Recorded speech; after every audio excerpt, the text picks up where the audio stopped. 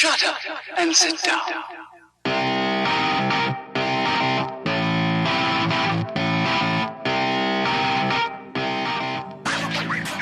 The greatest show on the internet is finally back.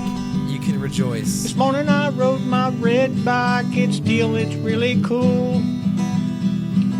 Charged the hills and I pulled the line. I'm a self-destructive fool. Yes, I'm a self-destructive fool. You are listening to the Dialed Podcast with Matt Legrand, Evan Price, Lance Hepler, and Jake Von Turing. As we look to build our cycling community, consider this: the strength of the team is each individual member. The strength of each member is the team. Well said, Phil Jackson. This morning I rode with the fit lads. They're crazy as can be. I'm on my carbon bike and my heart rate's up and I hope they don't drop me. Reed decided to call himself Mr. Fantastic, and bam, ODZ's first superhero team was born. This morning I had a puncture. You know that's not funny. Takes 5 minutes to fix a flat, but with help it takes me 20. Yeah, with help it takes me 20. I love chicken noodle soup, but not as much as I love you.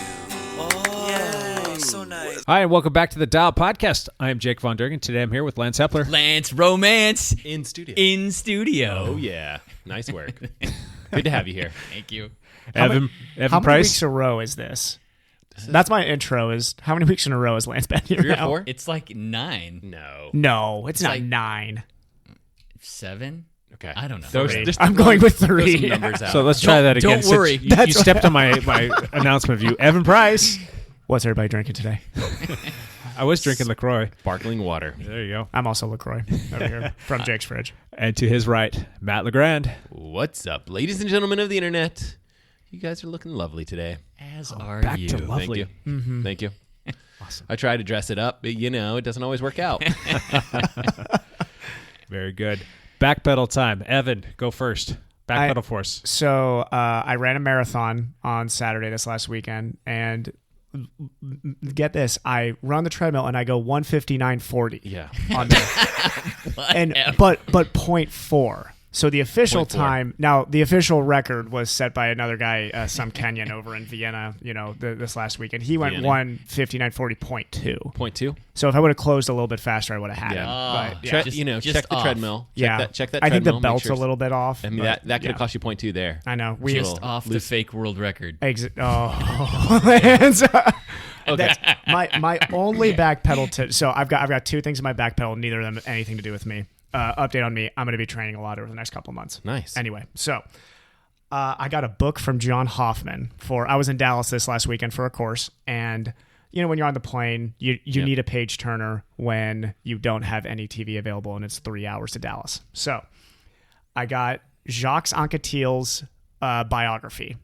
One of the biographies done on him. There's been quite a few done on him. For anybody who does not know, this man was really fast at riding bikes in the late 1950s, early 1960s. He's French.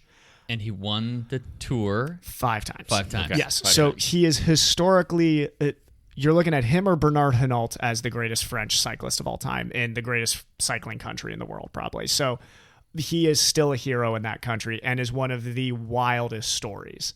I mean, the guy's story is crazy. I'll just give one taste. He completed, so outside of winning 5 Tour de France's, one of his greatest accomplishments too is, now let me see if I get this right. He raced the Critérium de Dauphiné, which is a 7-day stage race. Yeah. He won it. He then jumped on a private plane and flew to do the, I'm going to forget the name of the race, but it's a 550-kilometer race. Ooh. At that time, that started basically at midnight, and it was a race to Paris. I forget where it started. Bordeaux to Paris, I believe. And at that time, I think it was the longest one-day race in the world at that time. I think it still may go down as I think that is the longest one-day race still, which for anybody wondering is around a 300-mile race, which is a long way to go on a bicycle where roads were not nearly as paved as they are now. Wow. And he won that race. So that's the type of person we're talking about, a 5-time tour winner that won a ridiculous, back-to-back race. But the book is incredible, and his story's wild. He's a very controversial figure. But yeah, if anybody's looking for a book, Sex, Lies, and Handlebar Tape is the name of the book. It's an awesome title for a I know. book. That's a good. It's a really it's a real is. clickbait sort of title. I like it. But it's a great book. And the only other part of anybody who has not heard or seen it yet, I don't know if you have any social media. I'm sure you've seen it. Eliud Kipchoge ran 1:59 in 40 seconds. Yeah, For the and marathon. the thing For that a kills marathon. the thing Fake that kills record. me about this fake record. Oh my Fake God. record. Is people are so confused about like I call this record a fake record. Yeah. Who cares? There are pacers. There were pacers in there. Like, why didn't he just do it? Or there's some confusion. Like, why didn't he just do this in a race? Like, well, it's not set up. It wasn't set up like that. Those are also people who've never actually raced anything in their entire life. If that's actually your response to that, I was, on every Facebook, marathon which was has my first pacers. mistake. And yeah, every marathon and track record has pacers. Marathons have pacers, but they start the race as an official entry Right. into the race because a pacemaker can win the race. Yep. So you start and then they peel off. Yep. That's typically their job. They get paid to get to a certain point at a certain time, typically. And so that's one of the reasons why this was not an official world record. There are other reasons why this wasn't a record. There's quite a few other reasons, but that's one of them. And it's just I think we should appreciate this for what it was. Yes. I don't think that we should. I don't think it was an official world record. He already holds the official world record. He has the whole. Yeah, he has the. He world has record. the official world it record. Almost got beat. Yeah, Recently in Bekele Berlin. was not far off the mark. He was 2 seconds Berlin. off the mark. Yeah, Correct. Yeah, something like that. So here's the bottom line is, any professional runner right now is going to tell you Eliud Kipchoge is operating on a different planet from the competition.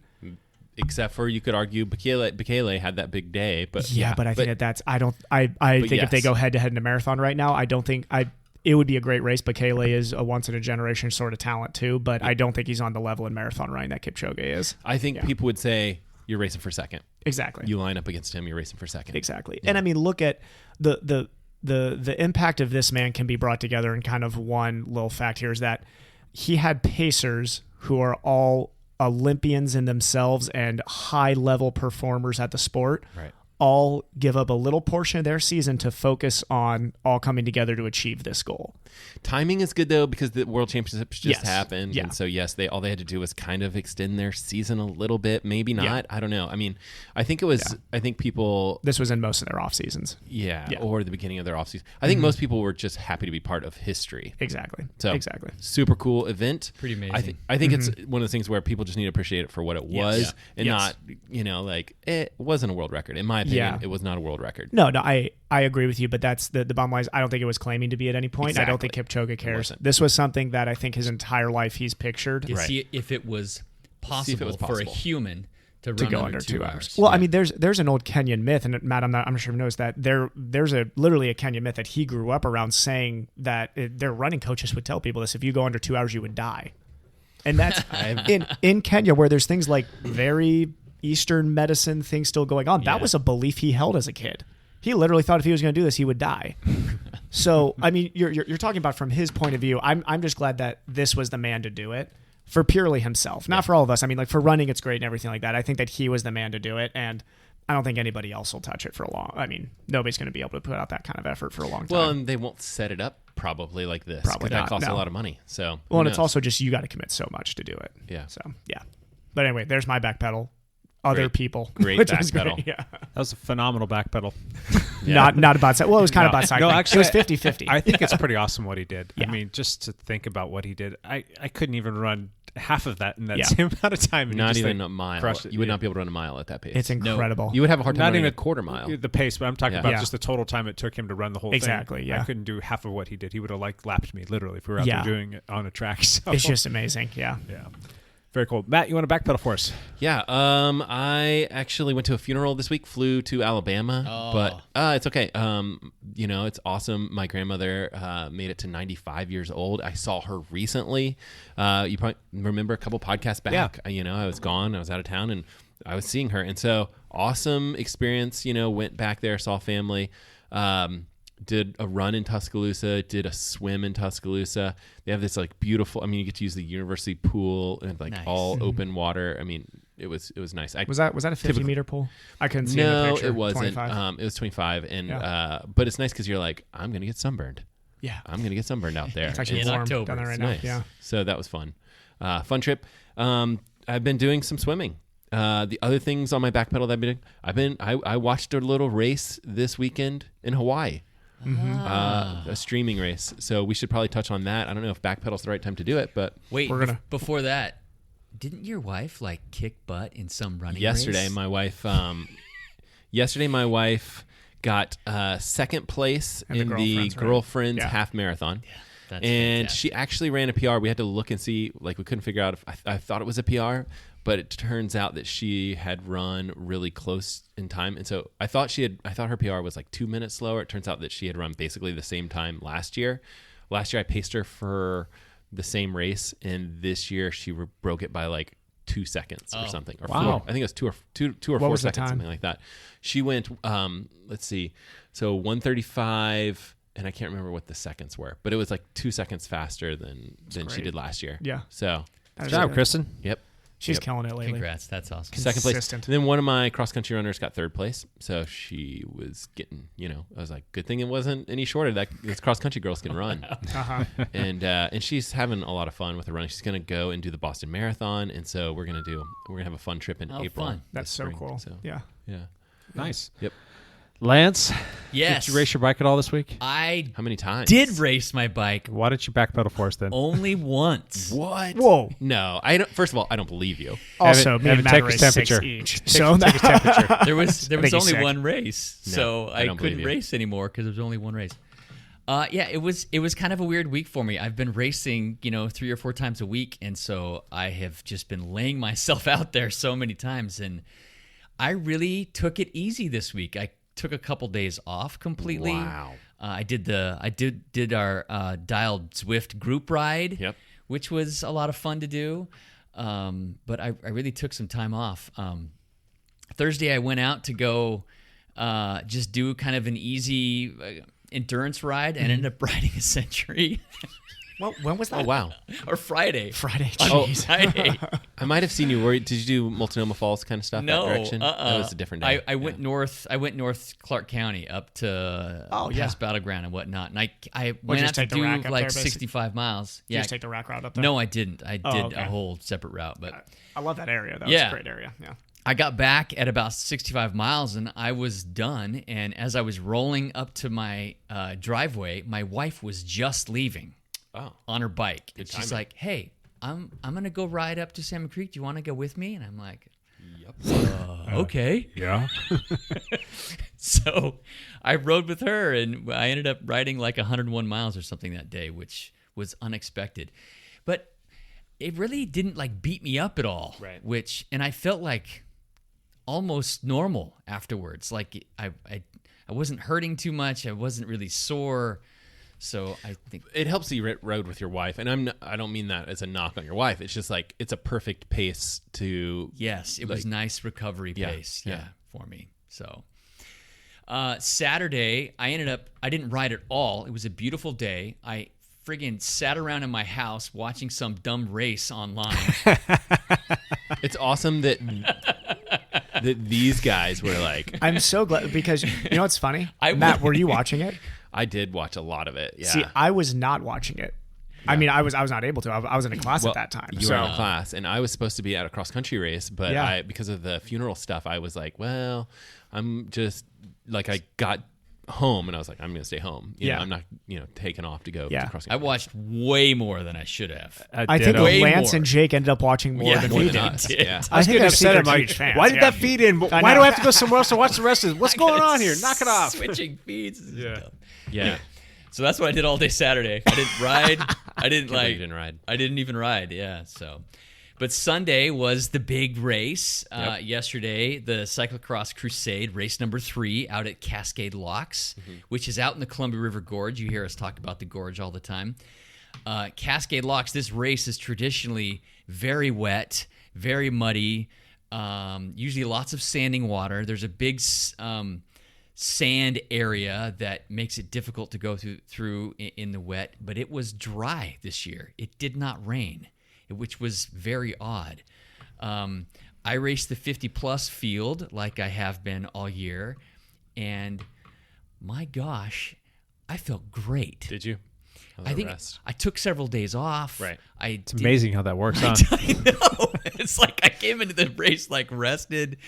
Luckily, I was able to start in like the third or fourth row. I lost I raced so bad last week that I lost my call up. So I had no call up, but I was lucky to have a number that got to go up relatively early. Right. And so I started like on the fourth row, and there were 72 people in the race.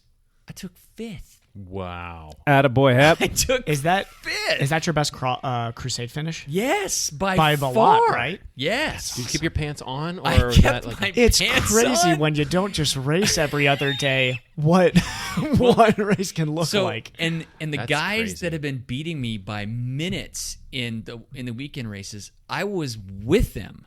Lance, that's awesome. I was like in it. I was only like 8 seconds from second place. Wow. I was like right off the podium. What do your next couple weekends of racing look like coming up? Well, Weekends. Granted, this course is unique and it favored me. And there were this big sand section was very difficult to pass people, and so that held people up. And I always had kind of free real estate in front of me during this big sand section, and so I think that just You think you got lucky? I got lucky, yes.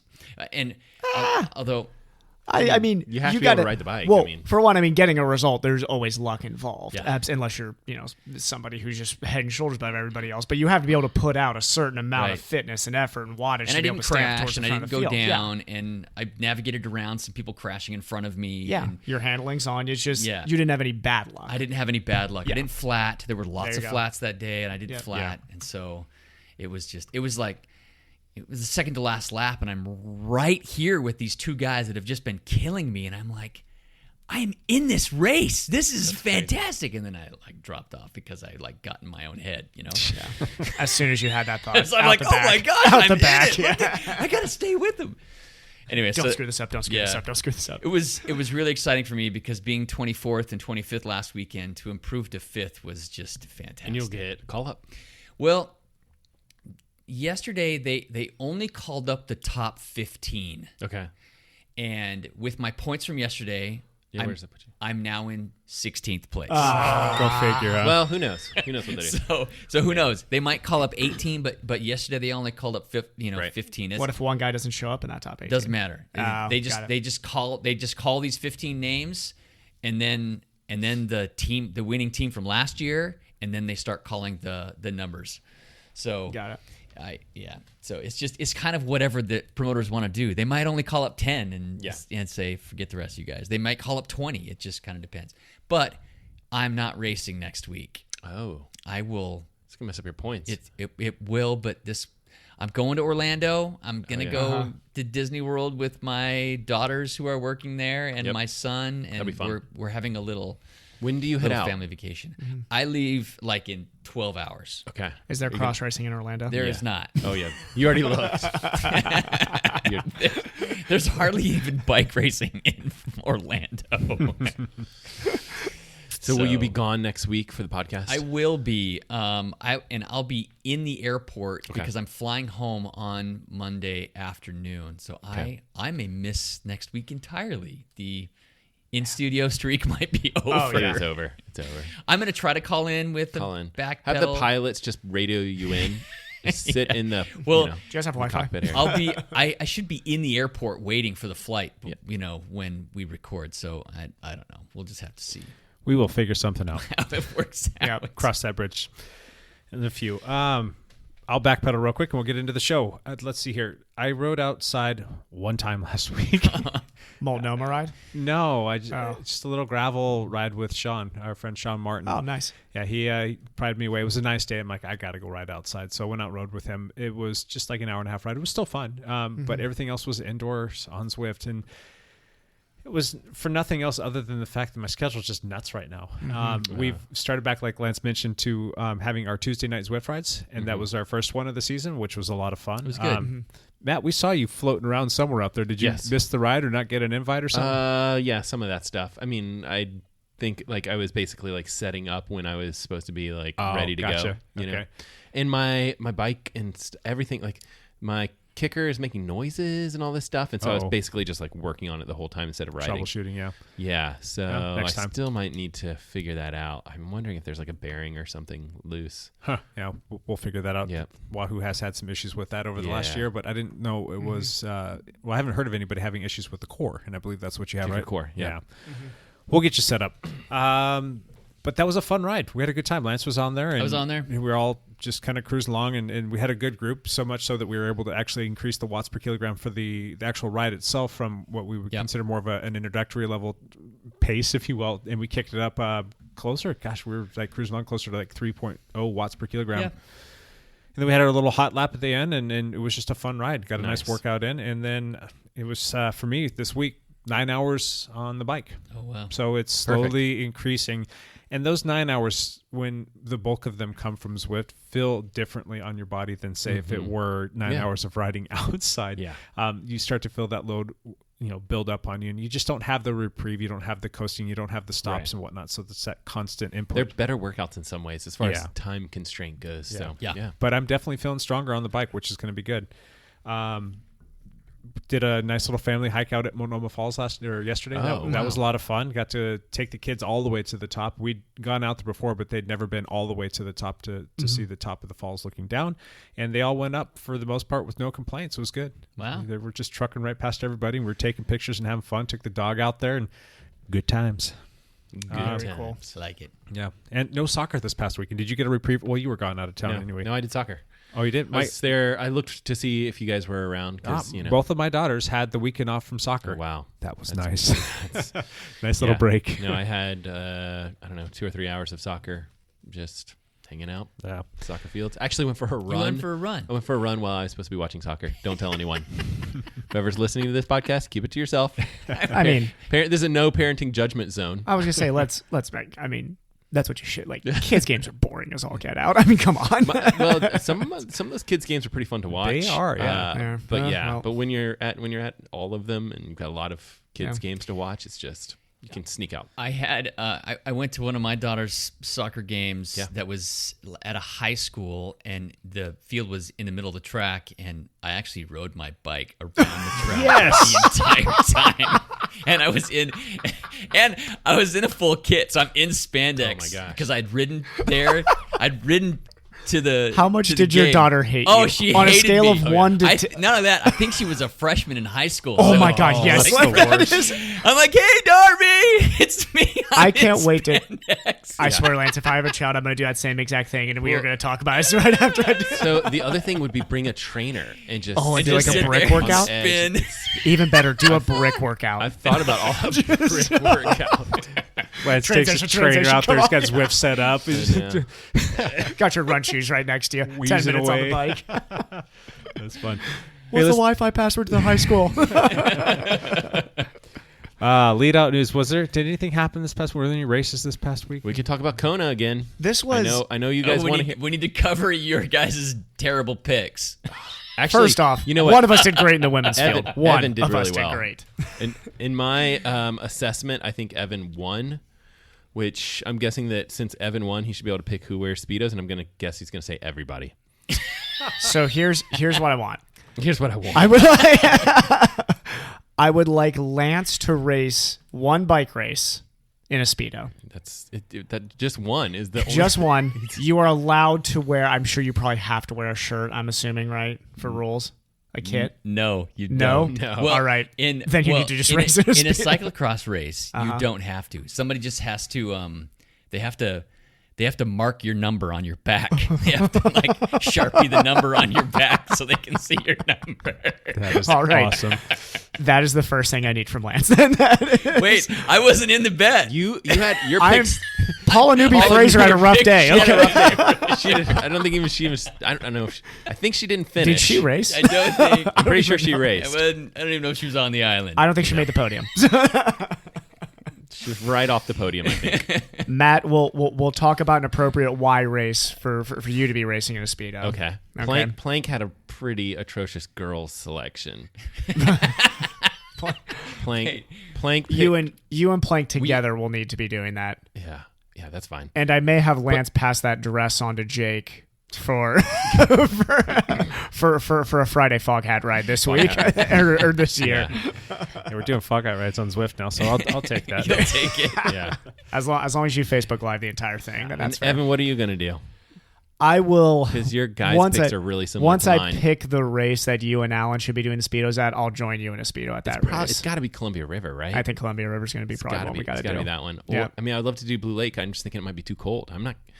Arm warmers, I guess, and gloves. Blue Lake will probably be okay. Arm warmers, gloves, and a Speedo. Yes. We could also just make our own race up out of true. Fallen Leaf, but we'll look at the calendar. It's down now. Though me, Alan Plank, and Matt Legrand will all be in Speedos at one race. Here's the this thing: year. I'm worried that Alan Plank might be gone. We'll have to. Well, no, figure he's gonna be gone for a while, but I think he's gonna be back for the coming summer. back? I could be Okay. wrong, but Yeah, I think he comes back. He's leaving to go. Where's he going again? Alabama. He's going to Alabama, yeah. Back to- Oh, everybody's hanging out. Bama. Everybody's going to Southeast. Everyone's flying out to the Southeast around here. So, Orlando, Bama. Yeah. Yep. Good old work. So you guys want to Yep. run through this whole Kona thing real quick? Just give us Yeah. your 2 cents on it. I mean, your thoughts. So I think the one bit that I think is the most shocking from the race is that Daniela Reef was not dominant this year by any means. You called that. I called You that. yeah. called that, You which called that. that's Evan. crazy, right? That It is was like- crazy. So I mean, there was no reason to believe that. It was, yeah. I did It's have just a like, reason to believe The it. reason was at some point she's got to have a bad day. That wasn't just the only That's reason it. though, is because Go back and I listen mean, to the podcast. you go and die. Yeah, that's Yes. true. But I'm looking back. The reasoning for that is, I mean, she had just dominated 73 worlds. Right. That is a close turnaround. She is. I mean, Matt knows but this. When she's you're been doing that every year. I don't think last year she raced 73 4 worlds. years in a row The or year something like that, before isn't it? that she did. I don't think I could be completely wrong with that. I thought last year she wasn't at 73 So worlds. she had like a stomach virus, Yeah. leading into the race. Yeah. Now, Well, no one knew about it until afterwards. This is not from my opinion. This is from another pro. Is sickness in Kona is absolutely not to ever say that. Okay, Right. you can't make that excuse, but you can't, because Kona's biggest thing is it's the buildup and training. If you got sick, you did something wrong along that pathway. Now, sometimes there's just bad luck. Sometimes there's just There you is, know, but food poisoning. These things happen. I know, but I think that your immune system and your immune system's ability to perform can get is suppressed. very much part of endurance Sure. sports. Yeah. Yeah. And I mean, and I'm just saying that from my point of view because I'm lucky enough to be exposed to people in the medical field all the time, like Lance is. Yeah. That's something that I work on, is a strong immune system all the time. I've never taken an anti-inflammatory. I've never taken an antibiotic. I mean, that is very much part of being an endurance athlete. And you look at the greats. I mean, You're digging you should be knocking on wood right now. I'm because digging you're a grate getting- right now. I You know. should. The flu, But- the flu season is but, coming. but also, I'm not getting paid by Roca for like $1 million to go and race this thing. So, Well, but- so one of the things, when we talked about this last week, I Mm. was like, well, if she does have an off day, what's the point for her finishing third? She finished 13th, Yep. and she was a baller. She just toughed it out. Oh, she's tough as she's gonna come back next year and be angry. She didn't need She to doesn't. finish. She doesn't need to finish 13th. No. There's no reason for her to do She that. could have. She's just tough. She She could have just toughed it done out. what I mean. Not to call it names again, because I hate being the couch. I'm literally being a couch warrior here because I'm in nowhere Sure. near the shape these guys are. That's who we But are. I mean, you look at, she could have done what Lange did, and I know Lange was saying, "Oh, I Yep. was blacking out on the bike and this and Yeah. that." And sick Yeah. also, correct? Yeah, Caught but something as well. But hey, I mean, who's going to say who had the tougher sickness, Danielle or Patrick? Well, Daniela finished the race still. And not just, like you guys said, not only finished the race, I mean, like toughed out to a top 15 finish. And one of Jake's picks didn't finish either, Marinda Carfrey. Yeah. I got her mixed up with her husband. That's what I meant to pick. There you go. Nailed it. Her husband took second. Plank also picked Marinda Carfrey to get Yeah. second. So Also, just go T.O. That's so awesome. didn't Oh, my expect that. God. Good for him. was Miranda tough. Carfrey's husband, who, Yeah. I think that Miranda will obviously be very happy for him because usually in that family, I mean, they're both great performers, but Miranda's a record-breaking sort of talent in the women's field. And, I mean, T.O.'s been great and consistent, but he hadn't had that one awesome result in a world championship yet. Yeah. And this is really the one. I mean, that's incredible for him. No Yeah. more deserving guy, too. He's been racing for so long. yeah, he's been one of the top Americans for a long time. So it's good to see him do well. What do you guys think about what Lange did? Because he was 50 miles into the bike and obviously not feeling well. He'd been dropping places, and then he sees his coach and just slammed on the brakes. Like, this is it. I'm done. I think I don't think it's great, but at the same time, like, these things are going to happen. Like, Yeah. he was He wasn't going to finish that When race. you know He would've- something's dramatically off, and 2 you're years feeling like winning you're the going race. to black Yeah. out, and you feel like you're going to just You think he's like, okay, he was done like 30 miles ago, but he's like, I'm going to ride to my coach. He said he was going to be up near Kauai High. That's like one of the turnoff points. Yeah. So I'm going to ride to them, and when I see him, I'm done. But I think he knew that that's a turnoff Okay. point. He probably knew. And if he knew his it's coach bad, was there, like, why stop 20 or 30 miles ago? Yeah, if you think you exactly. got it, you're going to have to sit on the side of the road. Then You're going to sit there. Yeah, just spin and up you're going there. to be under the spotlight. You're going to be under the microscope. You're the guy.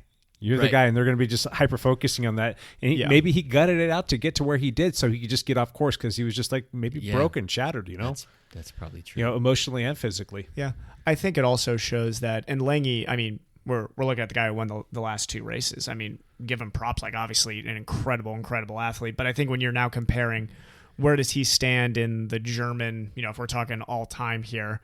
And we're talking about, okay, your German Ironman triathletes, you're looking at Sebi, you're looking at Jan, and you're looking at Patrick. Jan's worst day racing, he walked through that marathon, still finished that race. I personally have a lot of respect for somebody who's just going to finish the race. I really do have a problem with pros DNFing. That's just, at my core, I have a really big problem with I pros can see DNFing. that, but I can also What's kind to of gain? relate. If you're that sick, what's to gain? In my opinion, it's a world championship. If he does this in Ironman Texas, absolutely. Do you Go think ahead. what's to do you think gain? he That's should not fine. have started? Do you think he shouldn't have started that race? Yeah. If you're going to DNF it, if you know you're going to DNS it DNF instead? it, Yeah. DNS it. Yeah. I mean, Starkey didn't start. Had a medical issue come up. Yeah. But you never know how you're going to feel. I've had times Yeah. where I've showed up to races and I've gone to race and I felt crappy to start, and I had phenomenal races, and I've had times where it's just like, no, it just isn't going to work. Yeah. Well, and the other thing, And we these can't guys- be in his head. I mean, that Right. guy could have been so sick that it's just, but I mean, you just look at like resolve of the, I mean, when you're It's- comparing the greatest, you got to be critical of those guys. And you look at, I think Sebi or Jan are pushing through I think Jan Frodeno needs to be on his deathbed to not finish a race but- like that. okay, But, again, yeah. It's respectable to see these guys push through, like Daniela Yes. Reef, like Frodo did That's last year. huge, yeah. But at the same time, like I don't have any problems with Lange dropping out. Yeah. You know, it's like he had nothing to gain from it, and Yeah. if he wasn't feeling good, call it. Just call it. And if he's you know? feeling Yeah. faint riding his bike 25, It's pretty 30 miles an hour, dangerous. Yeah, we're talking about safety at that point too. Yeah. But yeah. That's just where my thoughts are at. And, yeah. And so I think that we'll have to all just bust out Speedos. I think so. You clearly won, though. I mean, I think I did well enough in the women's field to win, but we all missed on the men's field. I mean, picked Jan to you win. and I both picked Frodeno to Yeah. win, which was good. But My we picked our second pick was Alistair Brownlee. Another who- little hot Oh, take. I was right about Alistair Brownlee. You were right. struggled. Yeah, I said he I was was. gonna I was wilt way off. in the So heat. Yeah. you can pick the color of the Speedo. All right. But also, Ali. Hope Well, it's pink. Bam. I don't think a Bam. flat's a. Yeah, I mean, Ali did have a really untimely flat. You look at Yes. Matt Russell had an untimely mechanical. Cody Beals had a really untimely mechanical. Sarah True had a flat early in the bike ride. So I was mean, my- you're looking at some things that happened, but you look. I mean, Ali still did not run the marathon he's capable of. No, I mean he Flat or came not. in still in the top. Finished right 3, with Lionel Sanders. right? Yeah. Yeah, I forget where he came off on the bike, but he was still way up the he field. was in it, in and the then he just faded. fourth or fifth or something. I don't remember. Yeah. I think that's just how he's going to run. I mean, that's how it's going to go, right? Like Yeah. that pack of He had never run a swimmers- marathon before, apparently. I didn't know that. Yeah. I just think that there's no way for him to swim slower. He's Yeah. that good of a swimmer. That I think bike wise, He's one of the best cyclists in the world. In Yeah, triathlon. I think that Yeah. that bike group is going to be the same. I mean, Yeah. it's just like talking about how the race should have gone. We should have seen that, right? Like Ali gets out in the front with that pack, Yep. and Pushes they the pace. that Yeah. that pack stays clear for a while, and the second pack should catch up, but they didn't. But we thought we would think they would. But yeah, that's kind of how we thought it would go. And good for Tim O'Donnell staying in that bike group too. Can you imagine Awesome, Tim yeah. O'Donnell looking around him? He's like, "Oh, I've got 2 Olympic gold medalists Well, and he's right done this here." before, This and he's is- like taken the lead before. Like it's Yeah. all kind of stuff that's happened before, and he Yeah. took the lead at the same spot that he took before. Yeah. So I also think talking about another super tough guy. So when I was racing Santa Cruz 73, he was supposed to be at that race. He was on the run course. I saw him out there in a boot. oh yeah. Yeah, he had a fracture. He had a stress fracture. And literally, I mean, he did not think, and you can look at his post-race interview. I mean, this was very emotional for him because he did not think he was going to race this race. He said even the night before, he wasn't sure if Right. he was going to toe the line. So when we're talking about, night before not feeling good, if Tim O'Donnell goes out there and is literally limping on a stress fracture, we're talking different there. But you talk about that. This isn't just an on-chance day. This is all about your prep leading up, your injury prevention, your rehab. I mean, everything goes into these races. This isn't just your luck on race day. It's like the biggest pay the piper moment in your season, basically. I think it's tough because things happen, right? I mean, like even Tim O'Donnell like had that basically, what was it, the ankle stress fracture bit? Yeah, that was like 8 weeks out. He had that, and he has not done. He had done some zero gravity runs and stuff like that. Prep was not good for this race, but you get out there, you hang on the bike, which because he's been doing more cycling, and then the run takes care of itself sometimes. In this case, he looked pretty good on the run. He did. So that was crazy. Yeah, and, props to good him. for him. Cool. Any other news, Lance? Nope. How did everything shake out in Oberland over there at the Cascade? At the Cascade Locks, Yeah. The men's 1-2 race was won by Jacob Rathy, who has won several gravel races and several other races. Some of the big hitters weren't there because there was a big race in Charm City and Baltimore and another UCI race in Boulder, Colorado. Okay. So there were a lot of people who had traveled to those races. Yeah. So kind of our own Clara Hunsinger, the UCI darling from America this year, who's from Portland. She actually won the elite race in Boulder. She's on fire. Yeah. Day 2 of Colorado's U.S. Open Yeah. of cyclocross. That was awesome. Pretty awesome. That girl. She's killing it. Yeah. How old is she? Like 23? Yeah, I think that's all she is. Yeah. So She's got years and years of good riding ahead of her. Yeah. Kind of exciting. Yeah. Did you guys hear about the cannibal who went down this weekend? Yes. Eddie Merckx had a little crash on the bicicleta and hit his head. Yeah, it was pretty serious head wound or head. They called it. He's in his how old is Eddie now? In his 70s? 74. 74. Yeah. They called it not life threatening. Not life threatening, but it was Yeah, but it was rough though. Yeah. But that's pretty cool. 74 years old. The cannibal out there still pedaling around. He's Belgian. That guy could crash and get run over by a car and probably be fine. Like that's. I mean, the Belgian guys are so tough. Those guys are. Rub some dirt on it. Seriously, those guys are so tough. All right, so let's move on to our next segment. How about a listener hot lap, guys? Yes, let's do that. Yeah, we're going to give David Bussey, a friend of ours and listener, a call, and let's do that right now. Hello, this is David. David, this is Jake from the Dial Podcast. How are you, bud? Jake, I am doing great. How are you doing? I'm doing well. Long time, man. How you been? What's up, David?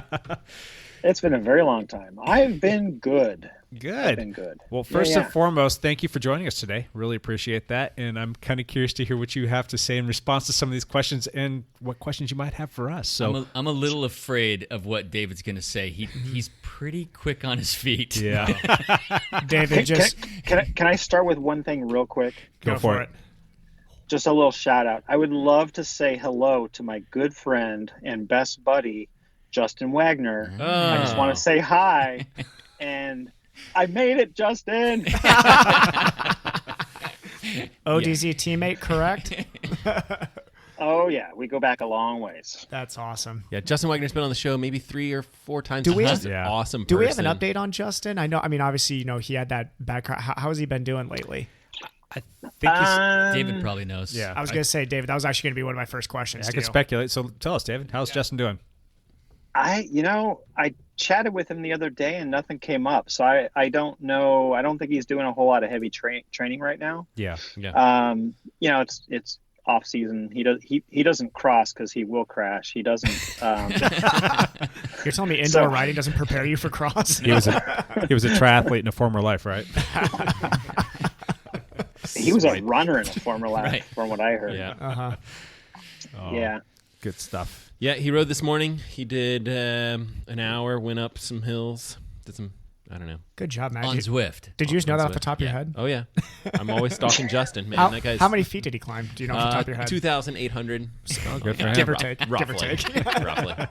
Good job, Justin. He's already got the Tron bike, so go figure. There you go. Lance, do you have any questions for David? David, why don't you tell us about yourself, your background, your cycling prowess. What level Zwifter you are? Sure.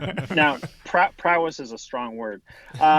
Basically, my history goes back to about the same place that Jake's does. I was born and raised in Southern California, started out in Orange County as a youngster went eventually to Riverside County. So you guys are doing your team camps in my old Backyard. home areas. Yeah. So that's kind of fun.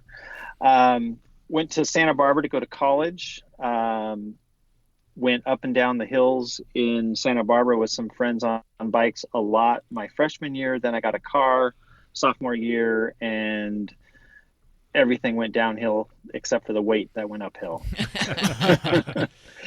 So that's the tragic story of going to college. Stayed in Santa Barbara for about 10, 12 years. Decided it was too expensive to try and buy a house down there. Moved up to Portland, where my wife was from. Met her down there, and we moved up here. And as far as cycling, about it must be 12, 13 years now.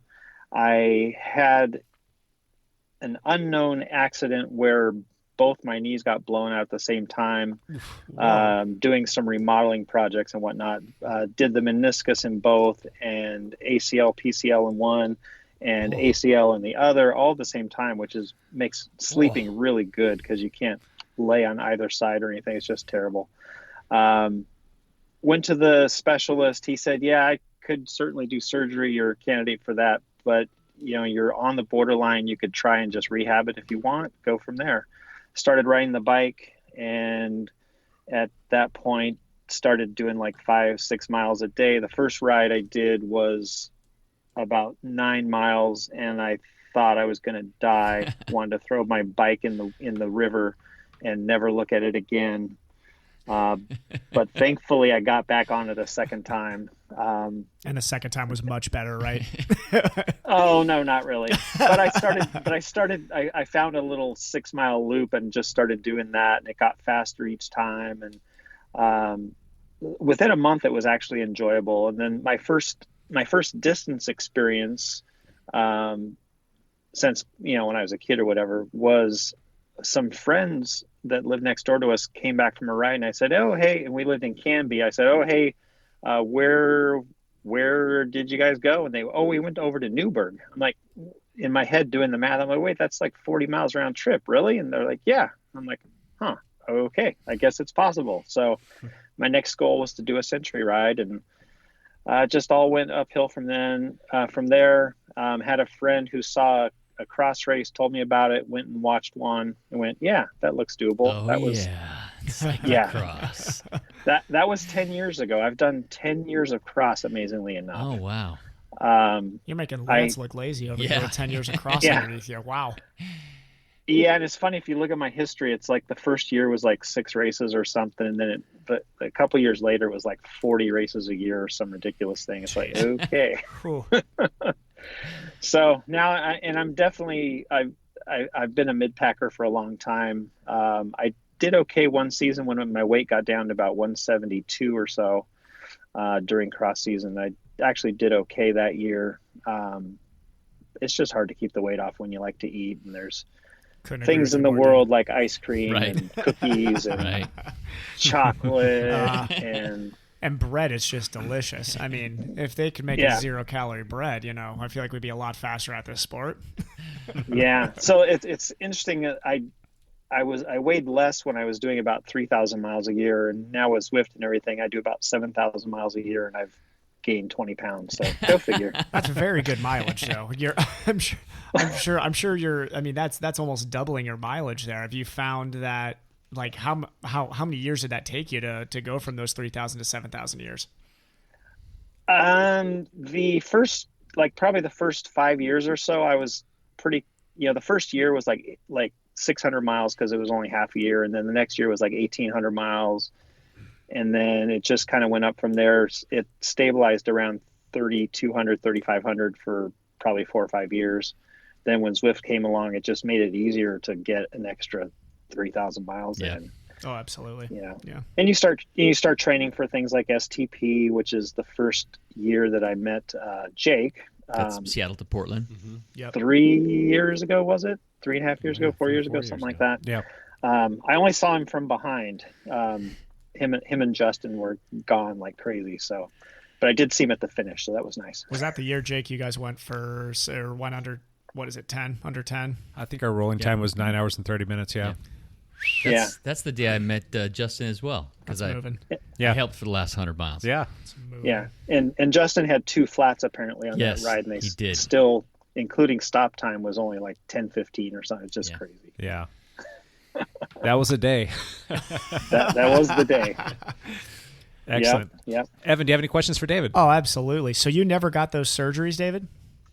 I never have had the surgeries. That is awesome. Yeah, I still think at some point down the road it might have to happen. The doctor interestingly told me, well, at your age, which at the time was like 45 or 42 or 3 or whatever. He said, at your age, you just don't have a lot of blood flow in your knees. And, so the rehab is a lot harder than it would be if you were a kid and you still had good blood flow to your knees and stuff. Yeah. So I think cycling has kind of helped in that regard. I also am not unconvinced that the meniscus kind of reshape or kind of sand off the edges or something to where they become more serviceable. So I think that might have something to do with it as well. No, that's, I've had patients in the past that are what we call compensators, which are people who have, ACL tears, PCL tears, what have you, and they don't get surgeries and do just fine in the long term. And, don't think of it as a ticking time bomb either. It's definitely something that you can continue to plug forward with, and cycling is perfect because, you're not that far off the mark with, increased blood flow to that region comes through movement, bottom line. So yeah, that's awesome that you went that route. I'm sure that was not easy. I know that sounds easy in theory when you're like, oh yeah, I just won't get the surgery and just rehab this, through movement. But the fact that you stuck with that is awesome, David. Yeah. And I, it certainly helped. Maybe I will get by forever. And some people everyone tells me that once you have the surgery, you're going to have it again in 10 years anyway, which, that wasn't super appealing to me as well. The meniscectomy, you mean? Is that what they were talking about? The meniscus part of it. Yeah. Yeah. You kind of opened up the floodgates there. Yeah. And so at this point, my only residual issues are, I'll get my knees will get fatigued if I'm standing on concrete for an hour at a time or something. Yeah. And actually, if I don't ride my bike for more than 3 days, they start to kind of get cranky as well. Yeah. So there's that. That's also just cyclists in general, though, right? Don't you just get cranky? Just maybe not the knees. It's just David's knees get cranky, but most cyclists get cranky when you're not touching your bike for 3 days. Yes, I get told to go on bike rides all the time.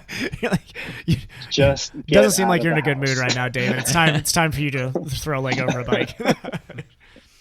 Nice. Matt, questions for David? Sure, yeah. Lots of questions. David, so I don't know how much you've listened to the podcast, but we're always looking for topics on the podcast. Is there anything that we should explore? Could be potentially, something like Zwift or something like that. What topic should we explore on the podcast? Do you have any ideas for us? Well, I think Zwift is definitely a good place to go in the next few months when the Northern Hemisphere is in its winter months. Certainly a good idea. How to train moderately in the winter is probably a good idea because, you have a tendency on Zwift, for those of us that have been there a while, to treat every day all year long like it's a training day or a race day. So that's kind of the hardest part. My first probably 3 or 4 months on Zwift, I literally could not let a guy go past me without trying to stay on his wheel or catch him or whatever. And that was before. Right. I just ran into that issue today, David. I'm completely with you there. Yeah, they didn't have events. They didn't have, there were no event modules. There was no races per se or anything like that. So it was literally, it's like, oh, that guy just tried to pass me. I'm going to show him, or whatever. So, yeah, so after about 3 or 4 months, it got to be okay. I can actually ride soft on here without going too crazy, but it's still hard to do sometimes.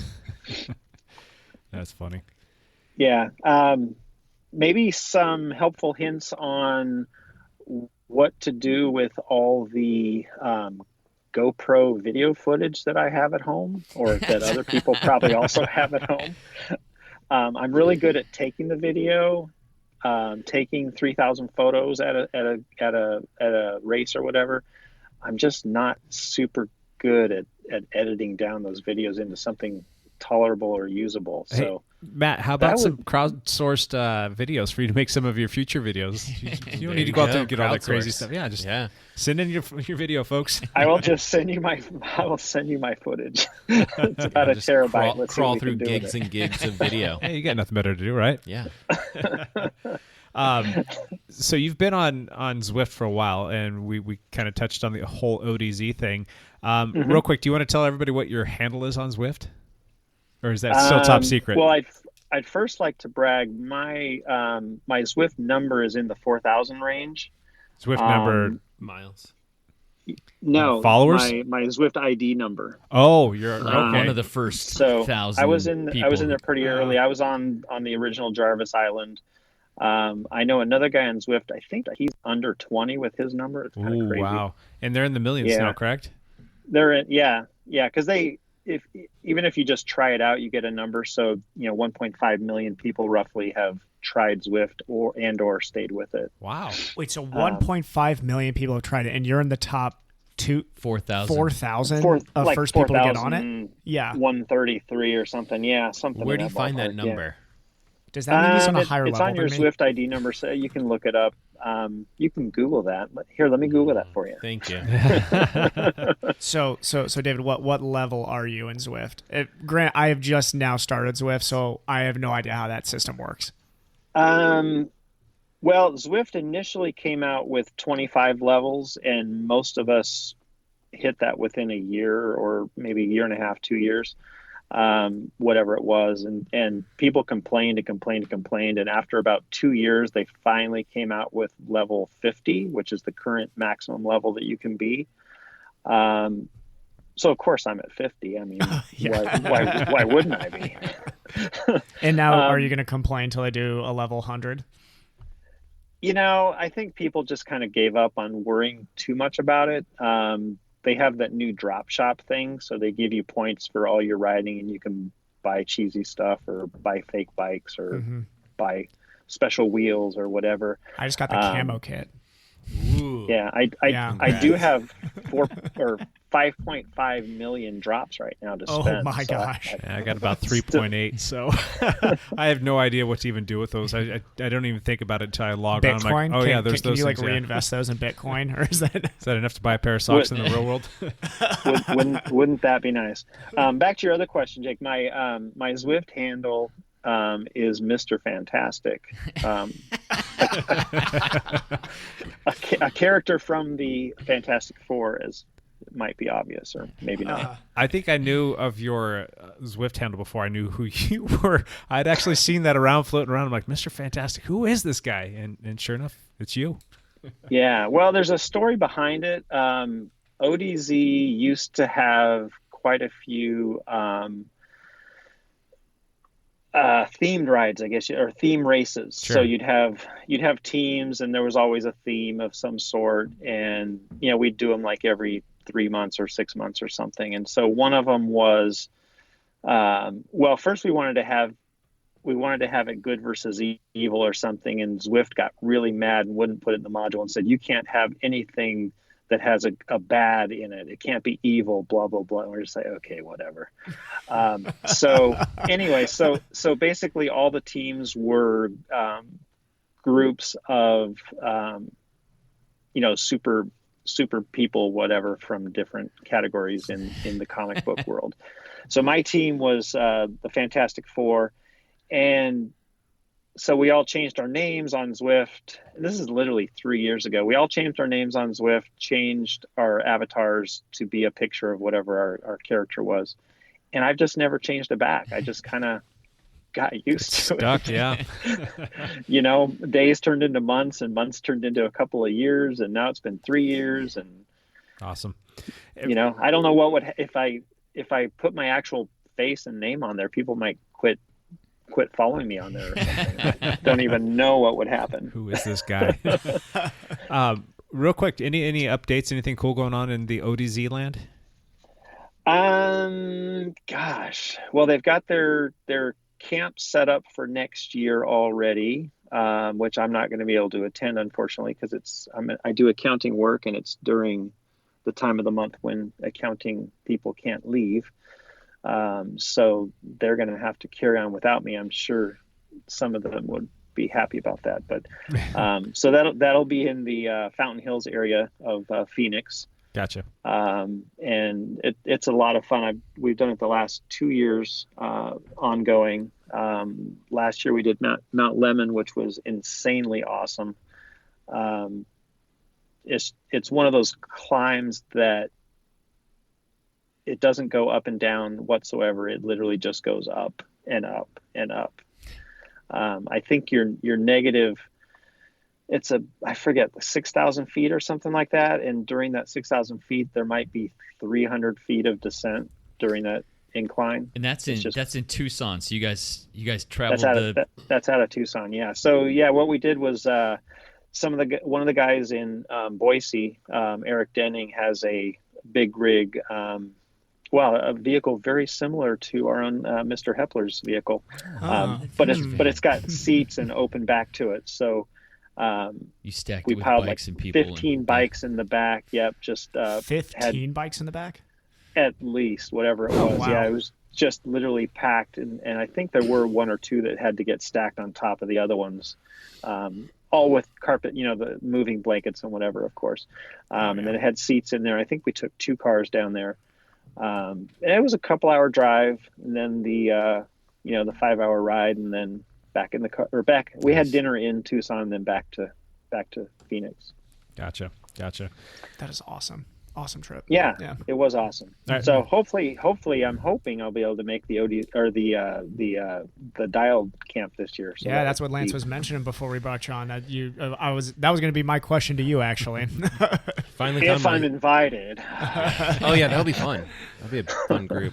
And then my last question here, real quick. What's your favorite segment on the show or topic? I'll let you pick one or the other, or both. I like the beginning when you guys go through what you did during the week. The backpedal. Yeah, the backpedal. It's just, besides Lance's escapades across. I was gonna say Lance has the best backpedal usually, but that's the earth. I do like how some of the other guys have started co-opting Lance's backpedals for themselves. Me and Matt have just been racing a lot lately. I don't know what to say. I raced cyclocross 17 times. There's been a lot of racing. And then do you have Lances are so crazy that they're almost so absurd. It's like, really? Is that true? I ripped my pants. He has a mystique around him now. There's like this, is that a true story? And it is. Wearing dresses. Ripping my shorts off. And all the rest of us are just like, I got nothing. All of a sudden he's chasing a dog in Alabama. What does this guy do? Lance, is your life scripted? Are you Brandy scripting this? It's not scripted. He does have Instagram, though, so it's all verifiable.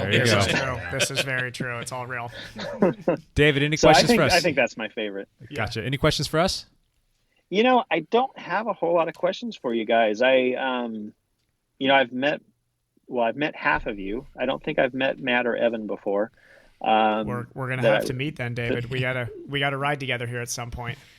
Yeah, well, there's 2 cross races this weekend. I know I'll be there. I'm in Seattle this weekend, but David, I do have access to a gravel bike now, which means that I can go off road. Nice. I've told Lance it was the most fun I've had in my life, so we will need to work something out here. Gravel's a lot of fun. There's some great places down up in the hills above Malala. There's some great places down by the coast, like up around Mount Hebo area. That's good stuff. Yep. I think Oregon's got probably 20,000 miles of gravel, if you think about it. I'm open to it, absolutely. Yeah, Lance agrees. I think he's written it all. So. Yeah. Very cool. Lance has done some of the harder parts, for sure. All right, David, I really appreciate your time, man. It was great talking with you. Unless you've got anything else, we'll catch you soon. We'll see you at a race soon. Yeah, thanks a lot for having me. I like the way we've got some new juniors coming in. Hopefully we'll get them kicking it and getting some points and doing all the good stuff. Yeah, we'll circle back with you another time on that, because I think there's a lot to be discussed there, and you do a lot to help out in that community, so I appreciate that. Yeah, absolutely. That's cool. Thank you, David. Yeah. It's good talking with you. I know most of them beat my times too. They're going to beat all of us one day. Don't worry, David. All right, David. We'll talk to you soon, bud. Thanks, guys. Have a great day. Bye, David. Yep. Bye. All right, another fun listener hot lap. That was week number 7 in a row. All right. So Wow. pretty good stuff. If you want to be on the show, You want to maybe be listener number 8, give us a shout on Facebook. Go check us out there. Send us a direct message. We'll get in touch with you, and we'll set it up. Good times. How close are we to number 100? 14 more to go. 14 more to go. This is 86, correct? Correct, Yep. sir. Oh, man. It's coming up soon. We should do something special for the hot lap for that one. Maybe. Yeah. We'll have to up our liqueur game here. Well, weren't we talking about doing? Perrier. We're talking about doing like a live broadcast at a bar. Or Possibly. something like that. Oh, yeah. Possibly. We got to make that happen. We should. All right, let's jump into our topic for today since we've been rambling on about all kinds of stuff. Road racing. It's on live support. Is road racing dead, you guys? Really, is it dead? Do you think so? It's a hot take. Now, That's a tough question. The premise behind this was I was looking back on a show that we did actually a year ago today. We had executive director from Oregon Bicycle Racing Association, Chuck Keeneland, come in and join us, and we talked about the state of road racing. And if you guys want to go back and listen to it, I think it was in like the early 30s, if I'm correct. Yeah. Maybe I'll post that up with the show just so people can have an easy reference points. Go back and listen to that. We talked about all kinds of stuff, and Chuck kind of felt a little bit rosy about road racing having a pulse and still growing and being good. And there's some stuff that might contradict that, but we were reading that article that was kind of giving us it could go either way, kind of a synopsis.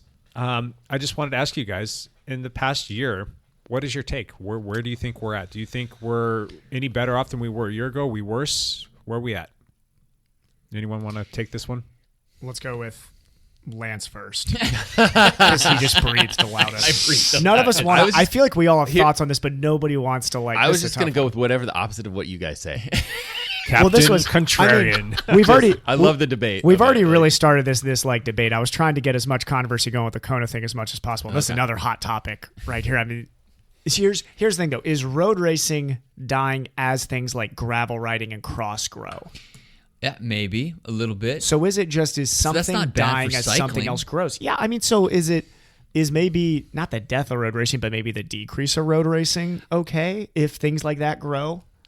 Here's my personal experience is that, and I did 2 or 3 road races this year, and I don't know, 10 or 15 circuit type criterium races, and I didn't see the fields small unless the weather sucked.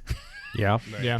If the weather was bad, The state championship, I think, still had a good turnout. I didn't go. No, to that. actually, it didn't. Did it not? It was terrible. Oh, I think they only had like 170-ish people show up for total for all fields. And that was a good day. That's a state weather could not championship on a excuse that. storied venue, beautiful weather. Yeah. It was the Ober Championship weekend, and we still had poor numbers, and so poor that What do the you think promoter that who was put it then? on in conjunction with Obra is not going to do that race again next year in 2020. No, It will not Silverton. be on the calendar. Silverton is not coming back. That's unfortunate. Awesome course, too. So here's my question to you. It's hard to judge the numbers because Lance says the races I've gone to, I've seen some good numbers. But what if there are less races? In this case, like Jake is talking about with, like Silverton not happening. When you don't have a race, there's probably more pressure for riders to go find a separate race or whatever it is. And then the numbers look good at that race or whatever it is. But overall, the numbers might be down. So it may be one of those situations where things look rosy when you go to a certain race. I don't know. Well, the thing too, I think with road races, it tends to attract serious racers. Yeah. More serious racers. And they'll show up week after week. They'll show up week after. So there's a group of committed people that want to be there and and will be there where, because they're difficult to spectate at, and the races are physically demanding for several hours. A lot of times these road races are. Whereas a cyclocross race, the spectating is a blast. Right. They're Anybody with a easy mountain and bike can fun, jump in. and pretty much the races are very hard, but it's 40 minutes of hard. So I wonder if maybe it's it's like it's more of an issue with race promoters or people that are putting on the events themselves, because like you said, you don't have the spectators. You have this same core group that are going to do these races. Right. If you have a race, they're going to do them. But if you're not making your numbers for the event itself, then you might need to downsize and only host a certain number of events. I don't know. That's the thing. I think any road races in this area is going to attract the same 150 people. Yeah. Those 150 people are coming to those races regardless of Until- how hard it is Right. or what the weather's like. What the promoters want and what we'd like to see as a cycling community is for them to be 500 people at those races. And new people. Right. And bigger beginners fields. Yep. And bigger women's fields so that Right. the continues to grow and we keep having these things on the schedule. But I don't know what the answer is. So maybe it's a growth in cycling or a growth in road race problem. You're not seeing people try road racing, and that's one of the things that this podcast really promotes.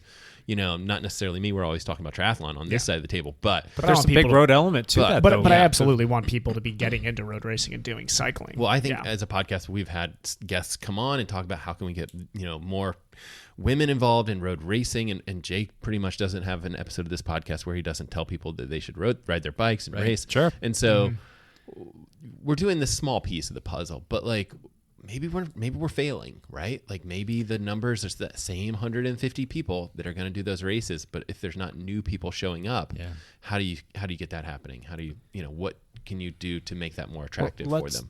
Press pause on that for just a second and look at cycling on the whole. Let's look at all disciplines. Cyclocross numbers have dipped down there as well, correct? Really? I think they are down a little bit this year. I mean, in the Cross Crusades heyday, wasn't it something like 2,000 plus people showing up to a race for a weekend? Yeah, and now there's like 1,000. Is that maybe because there's more racing now on the cyclocross schedule? Well, no, Throughout actually, the week, there's not. Most other promoters completely stay away from the cyclocross crusade. Yeah, you don't step on those toes. You don't step on those toes. Well, yeah, I mean, you that would won't make have sense. anybody come. Yeah.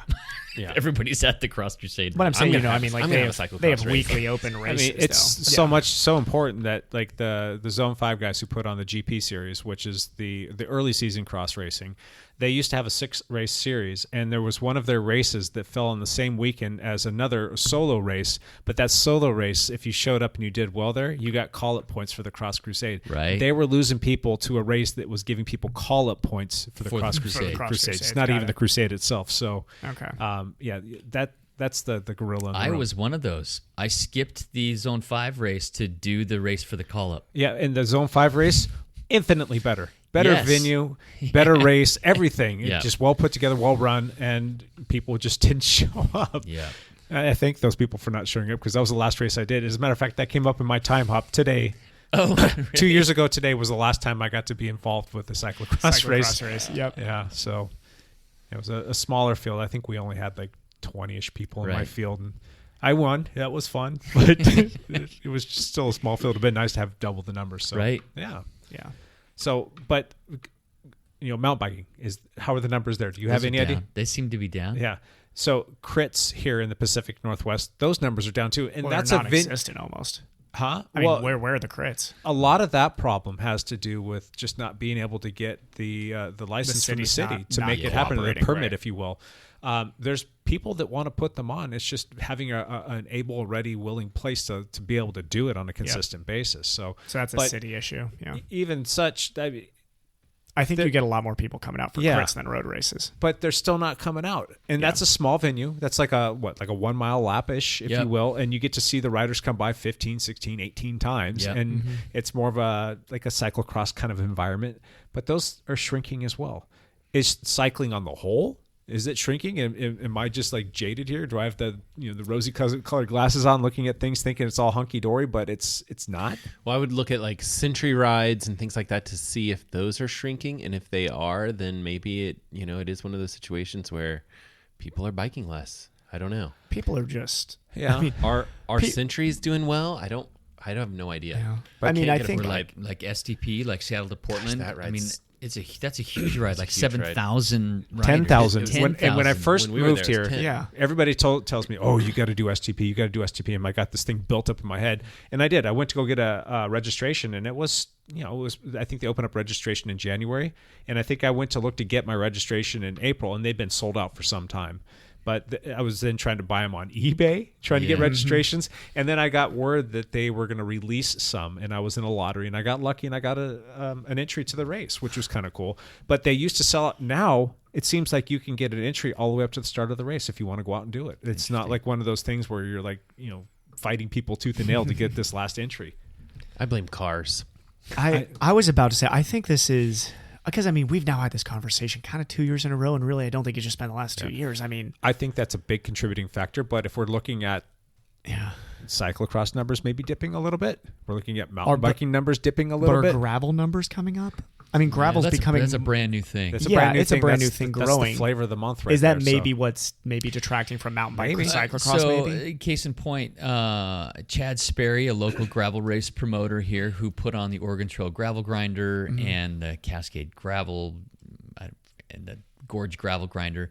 The Gorge Gravel Grinder, a one-day gravel event, it was sold out for like weeks before the event. Okay. That's awesome. It was sold out. Yeah. His multi-day stage races, there was a 3-day one in Bend, and there was the 5-day one for the Oregon Trail. Yeah. Those did not sell out. Okay. Well, those are a little bit tougher to maybe sell out. Those were a big ask of human beings to be able to perform. They're expensive too, because 5 days of camping, food, logistics, and and racing, and the races and the days were not easy. Yeah. They were difficult, and I think that kept people away. I think we're looking at too, and this is just maybe because I'm in this sort of mindset reading a book that's based in the 1950s and 60s right now. I mean, big surprise. This is. I mean, but let's look at this. I mean, you wouldn't have to convince a cyclist in the 1950s to be like, "Hey, it's a hard day. This is a hard course. Come out and do this race." Nowadays, and we hear this in triathlon all the time, is, oh man, that course has so much climbing. It's too hard. I don't want to do it. Is that really true? Or are we just reading these books about people I think never that's true. turned it off? No, I think that's true. I think in general now people don't look for those harder. I mean, look at there's a race in Europe called like the Isklar race or something like that, the Ironman Isklar race. That has like not that many people that go to it each year. It's a very, very hard, demanding course. On the triathlon side, the races that sell out are the fast races. That's Arizona, Florida, races like that. So if we translate that to the local road racing scene, Silverton's a hard course. Okay, that's a hard day on the bike. To speak to that, we had a team directors and managers meeting for all of Oregon Bicycle Racing Association, open for all teams to come send their directors, managers, whoever might represent your team. We all got in a room and we started talking about stuff. And one of the big topics was road racing. What's going on with road racing? How can we get more people out there? And we even had promoters that showed up to this as well so that there could be some dialogue going back and forth.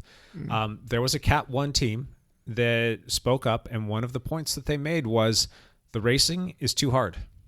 I'm thinking to myself at first, I'm taken back. I'm like, really? I mean, is that you're just soft, or what's the deal there? But then I start thinking about it. I mean, there's a lot of things that vie for our time, and in order to be able to keep up with the racers at that level, I mean, to go out and do an 80-mile race with Cat 1-2 guys, that's a big ask, especially for somebody like me that's in their 40s trying to keep up in an open race with guys that are in their 20s that maybe are aspiring to race at a higher level. Have a lot more time to train, if you get dropped off in that, what kind of fun is to go race by yourself, like off the back, just trying to race against stragglers? I mean, that's not necessarily fun. Now, what if they took that same 80-mile race and shrunk it down into like 45 or 50 miles? It's going to be a little bit more intense, but the odds of you being able to hang in there might increase a little bit. Maybe you can employ a little bit more team tactics. The same usual suspects are going to probably win, but at least I know that I'm not going to crack at mile 65 because they put in the 23rd attack and I just can't do it again. Yeah, I mean, that's a good point. Or do we just split up the racing better? Because if you look at it that way, I mean, if we're as a country trying to develop top-end talent and really get back into be competitive in things like the Tour de France and the Olympics, I mean, you got to be racing 80, 90 miles when you're young. That's true. You got to be having those longer days. So it may just be, I don't know the answer to that. I don't think the hard races, that doesn't keep those 150 people away. No. The ones that are going to race regardless. I think that's exactly right. It's keeping away the other 100 that might. So you shorten it up and you sanitize the race a little bit. More people come out, and then what? No, I think you go extreme to get that group that Lance is talking about. I say you have a road race where you're holding their hands. They're doing 18 miles or something, and they get a medal afterwards. Have we talked about medals on this podcast before? That's an interesting topic. This is killing me. Well, again, maybe that's the entry, right? Maybe the promoters need to get together too. Maybe not everybody needs to try and outdo the next guy and say, "Oh, my race is tougher. My race has got more of this, that, and the other." Maybe there just needs to be a far more easier races, and then maybe you've got that one big ostentatious, tough, like kick you in the seat of the pants kind of race where everybody's like, I'm going to go do that. Let's just have 20 of those. You know, like Baker City, for instance. You go down and you do Baker City. It's a 4-stage race. You're coming out. You're doing a road race. You're doing a time trial, and you're doing a crit. And then you're doing the last like big race, which has got a big, huge climb. It's in it. like 90 miles with like a 14-mile climb at the end. Yeah, and everybody's like, we know who's going to win that race, but we still want to go down there and do it. We want the challenge, you know? Yeah. So, see, and I consider myself one of those 150 that would probably show up and race anything. Yeah. But I didn't do Baker City, and part of it was that last day. Yeah. Part of it was because I had just done that gravel race. I was going to say, that was actually, it just didn't fit your season super well. Yeah, but don't kid yourself. If you hadn't done that gravel race, you were down there, you would have jumped on your bike and gladly jumped in. But I also would have known that I had no shot on that last day. Yeah, but you know okay. what? Racing for the team is just as I would fun. have raced for the team. So, so that leads me to my next point. Does there need to be more team involvement here? Yes, I think the teams need to have like some skin in the game. They need to go out there and they need to commit. And they need to get more of their people coming out, and they got to show up to these races with numbers and do the team thing. But does that make a bigger difference? Like, I'm going to show up to those races personally. If I know that I'm not going to be able to win a hill climb or anything like that, I'm going to go down swinging, but I'm going to try and support one of my teammates in the process of doing that. So, I mean, that was part of the reason I went out to Silverton this last year. Like, I literally only did one road race this year, but I knew I'm not going to be in great road racing shape at that time. I just come out of a race block, but I wanted to go out there and at least help the team a little bit with some guys we had that could really win that race that day. So, gotcha. I think it definitely, there's a lot more motivation to go if you can say, oh, hey, we got somebody on our team who's really got a chance on this super tough stage. I may only be in it for 50 miles of the 80 or whatever, but, you know, at least I can help for that 50, and it gives you purpose in there instead of, I hope I can hold on for 50 and not die by the time we get to the climb. The team tactics, racing this year on the road, the team tactics made it so much more fun. Yeah. And partially because I'm on a strong team. But I mean, to be able to be working for somebody else or knowing what the strategy was going in beforehand, it was so much more fun. Yeah. Plus, like, once you send that person off into another stratosphere, you get to sit back and kind of snicker at these guys that just got worked over. Yes. So you get to kind of be involved in the fun part of that, you know? Or to put in all these attacks to soften up the field or try to wear out a certain guy. Yeah. And then just have it work. See, isn't that, though, like, I mean, if we're going to build softer courses, is what I'm going to call them, softer courses by a lot, I mean, doesn't that kind of take some of the fun out of those tougher days when you have to do, I mean, if you're looking at just a 100-foot elevation gain loop without wind really affecting it. It makes team tactics more important in a softer race. Because like crits aren't hard. There's generally not hills. It's just high speed. Yeah. And how do you soften them up by attacks? You can make any course hard, absolutely. Right. But I'm saying you got to have a varied season. That you can't just take out. I mean, if you're looking at races and, all of a sudden all of the hard races are starting to die off. Right. Like, you got to have some courses that are built for those strong guys to get into a final break, and not have this cat and mouse game of like, hey, let's watch the group the entire time and see how many attacks we can bring in, Well, if you also think about having up a softer course, I think that's a little bit more hospitable to juniors. Yes. And women that are newer to racing. I mean, my wife isn't going to want to go out and try racing and have Silverton be on her schedule. That's just not going to work for her. She's like, I don't want to go do 4,500 feet of climbing at race pace. It just does not work for me. That could be something that you work up to eventually. But if you have more options for them to come out and do stuff, I think that there might be something to this. I can see the counter argument to it. Like, you shouldn't make racing soft. But I think if you sprinkle a couple of those in there, a couple of the tough races, and then have more of the softer races just to try and get the people out there racing more, they're going to be more inept to come out and race, and then they're going to build their fitness, they're going to train harder, and then maybe they will put those harder ones on the schedule, and we can make those work too. Yeah. I don't think we need to be taking away those types of races. I'm just saying that if we, if they're starting to make this movement of like, oh, if the race is over this amount of feet of climbing and it looks hard, we got to take away because people aren't going to come out to it. I don't think that's a good precedent to set. Here's a question for you and Matt. What's the state of triathlon? Is it in a decline as well, or is it kind of status quo, or is it growing? It does not seem to me like it's in. I know I've heard people talk about the USAT yearly memberships are down. But we've talked about that. I haven't seen stats on. I think they went the down 1 days. And they're leveling off a little bit. Yeah, and I don't know. I mean, from what I'm seeing, triathlon seems to be growing when it's talking about pure impression, like just your its impression at races. Yeah, you go to like these Y races and you go to a lot of Ironman races. Yeah. And I think those do well. I think they do. I don't think Ironman. I'm pretty sure Ironman's doing great right now. Ironman won't keep a race that doesn't do well. They'll drop it like. And they're also adding races, which makes me think. I don't think they are sort of. Some are kind of going away too at the same time, right? They've done some stuff where they'll do like a guys pro field and a girls. I mean, I think they're doing some different stuff. The pro conversation's different, it's though. Different, I think. Yeah. But would you say that they're keeping it fresh though? There's a new. I want to go do the new one. Maybe it's like a medal, finisher medal that they need to put up there with their collection. They're always changing stuff. Yeah. Yes, but just to look at the Midwest right now, like they just added Traverse City, which is an awesome race, and I think should be staying there for a while because it was very well attended. Ohio 73 is now going into its, I could be wrong here, 5th year I think coming up, 4th year coming up. So I mean, you're looking at there are pockets where Ironman's growing for sure. So here locally, would you say that most people do most of the triathlons here locally, and then maybe do one destination race? Does that sound about right? Yeah, it sounds about right. So that does sound about right. What does that look like for a person in a typical year? How many races does that typically add up to? 4 or 5. 4 or 5? Max. Yeah. I know a lot of people that'll probably do maybe one and then a destination event. Yeah.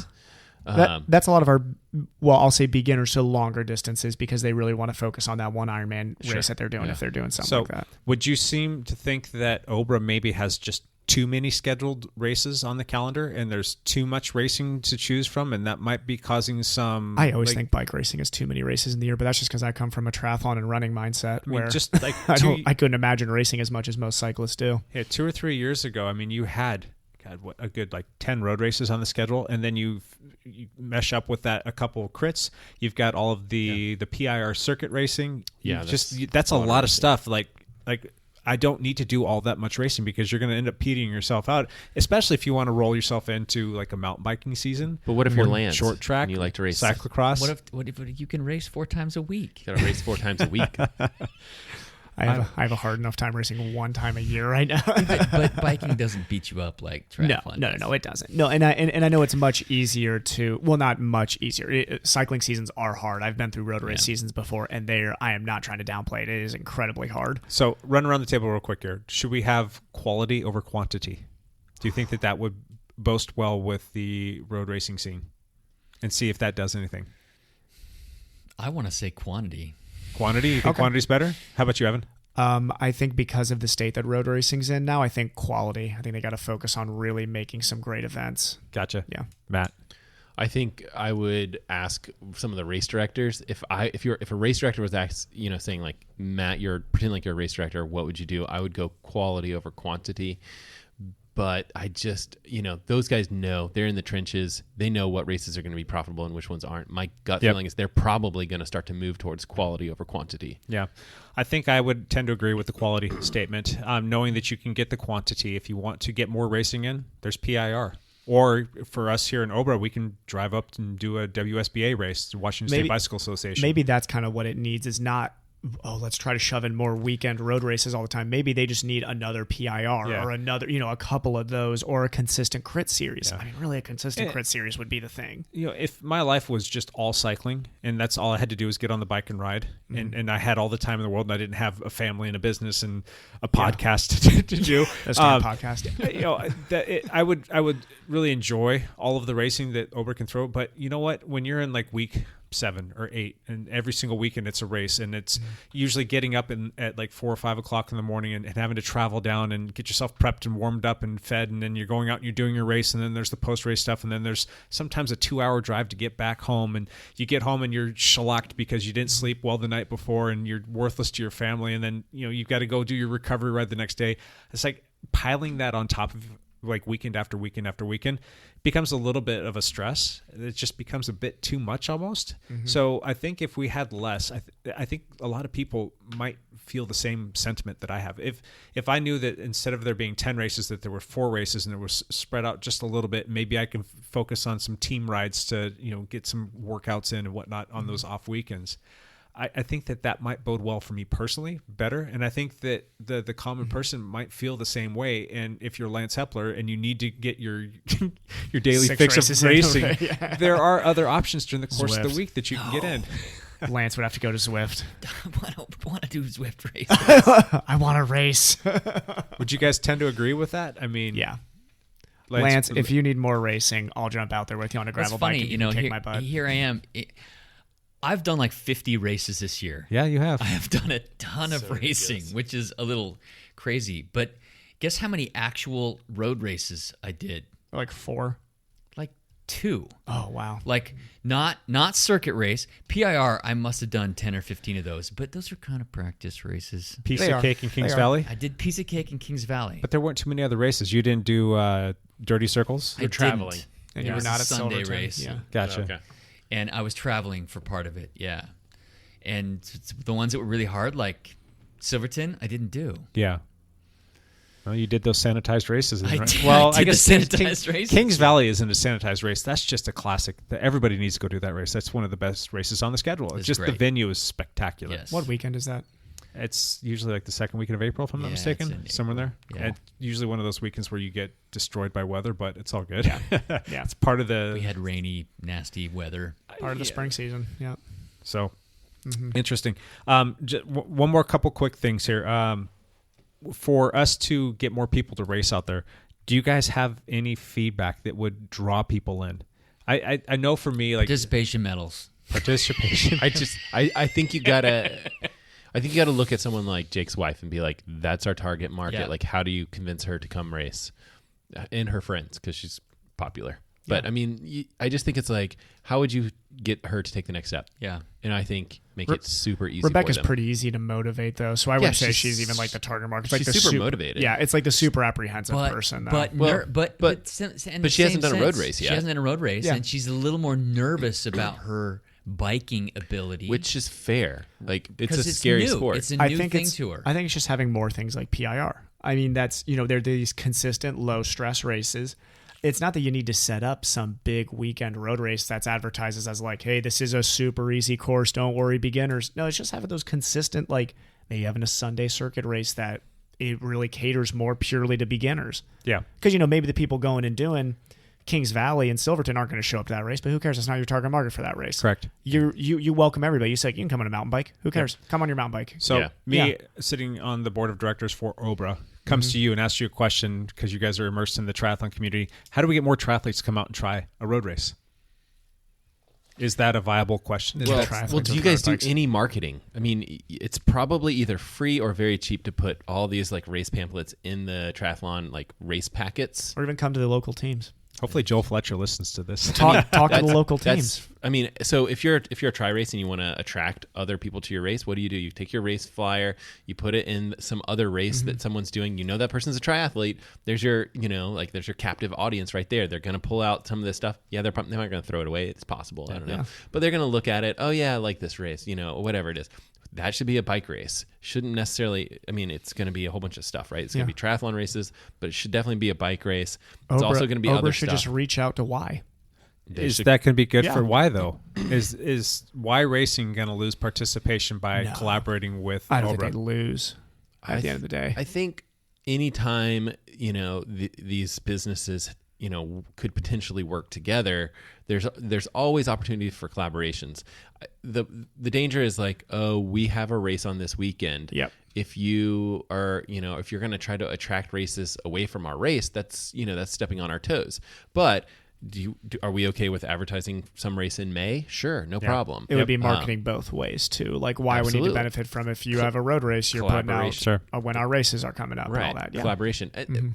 Road races don't have that, like, here's your packet full of advertising stuff. Yeah. Road race is just like, here's your race number, or whatever it is. Yeah. But maybe they need to have some sort of avenue for that. So let's say that you guys had no idea what OBRA was, and all of a sudden in your race packet, you open up and it's like, hey, come try some bike racing, and here's a free clinic that we're doing, an intro to road racing, and we're going to do it on a closed course at Portland International Raceway and teach you about all the bike racing shenanigans that go down, and come out, you're going to get a workout, and you're going to be working with some local heroes, pros, or high category racers. And it's going to cost you this much money. Yeah. Even if it was free, just to kind of attract them into the sport. And I think that's the perfect message where it's like, you can learn about this thing.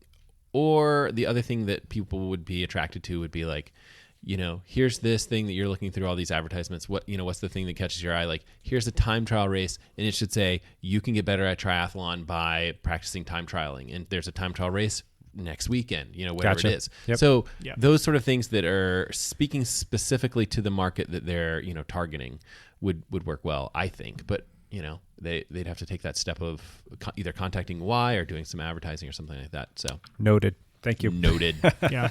And then just one last little thing with the technology being pushed for. I'm looking at the wrong person. I'm looking at Evan. I should be looking at Matt. I was about to say, why are you looking at me right now? when we need some tech help. I'm a level 9 on Zwift, guys. Okay, I'm not sure if you know this, but is that What high? if- Is that That's out of very 10? high. What if It's out of 10. What if we incentivized guys? Maybe give them like a couple bucks discount on the race registration fee to run their GoPro on their bicycle, run it to their phone, which is making it even easier this day. With the new Hero 8 that came out, you can stream to Facebook and YouTube, and it's pretty simple as long as there's coverage out there, I guess. But how awesome would that be to have the ability to watch these races going down and port all of these things into these live streams so that people can watch the racing, like your friends and your family, just to get more people excited about The that. guys who do it now, we think it's awesome. So I think that it's hard to stream data like that, like you're talking about. I guess it's like cell phone. It goes GoPro to cell phone up and it goes Yeah. live. Yeah.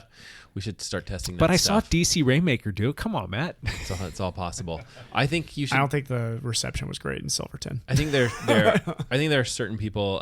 There's a guy that does YouTube videos for some of the cycling races. Swap face. And he's hilarious. He's funny. Yep. He's so good. Like that stuff, you could easily like take someone that's doing a good job like that and be like, I want you to come to my race. We're willing to let you race for free. That's a good call. Because he does a good job. He's promoting our sport, and if you want to promote your race, like you're potentially watching his channel or whatever it is. I think he's hilarious. I think he does a good job. I would say, hey, if come to this race, please bring your camera. That's what I would tell him if I was a race director. I like that. I think that's a good idea. And then the last thing I want to see is chip timing. Not just for the race results, but it would be neat to have the ability to watch the race kind of go down live if you had data points throughout the course where you can get some like split times and whatnot. I think that would be kind of neat just to kind of watch the race unfold. Like I know I did that watching you. Like every mile that you clicked off on the run, I'm like, all right, this is what place 7 is. This is pace. If we had something like that for bike racing, just it's another thing that we can put out there for people to see that might get them interested. Like, you know what? That was kind of fun watching that and tracking that. I think I might want to give that a shot. And families definitely want to track athletes for sure. Oh, think about what's the first thing whenever you're doing an Ironman. What does everybody ask you? What's your number so I can live track you? Yeah. And not for nothing, both of those mediums have the ability for Obra to connect corporate sponsorships to those. Right. So if people are watching something live, they're going to see a logo, and that's a branding impression that they could sell, and that's just going to be more money in their coffers to do more stuff with respect to racing. So anything else on that topic, you guys? I know that we could beat this one to death and probably talk for another 2 hours, but I don't want to do that to our listeners. Hopefully next year, this time it's a better conversation. Wouldn't that be great if next year it's like the boom of road racing? When did that start and how did it happen? Well, I think that people can really like spread the word. They can put stuff out there and get excited and talk about it. And if you listen to this podcast and you've got some friends who don't listen to this podcast, maybe you can have them listen and have them kind of get excited about road bike racing. We do all racing, but that is a big theme for us here. But maybe you can share it with them and have them listen, and then have them kind of chime in and give us their 2 cents as well, and just kind of like make it a viral thing. Like, everybody, let's go ride and race bicycles. Let's go ride bikes in general. And while we're at it, let's tell drivers to get off their phones, because like Matt said, cars, I mean, that's a big no for a lot of us. I think that's what's deterring a lot of people from the road stuff as well. But all right, let's get into one last thing. Evan, one last thing, bud.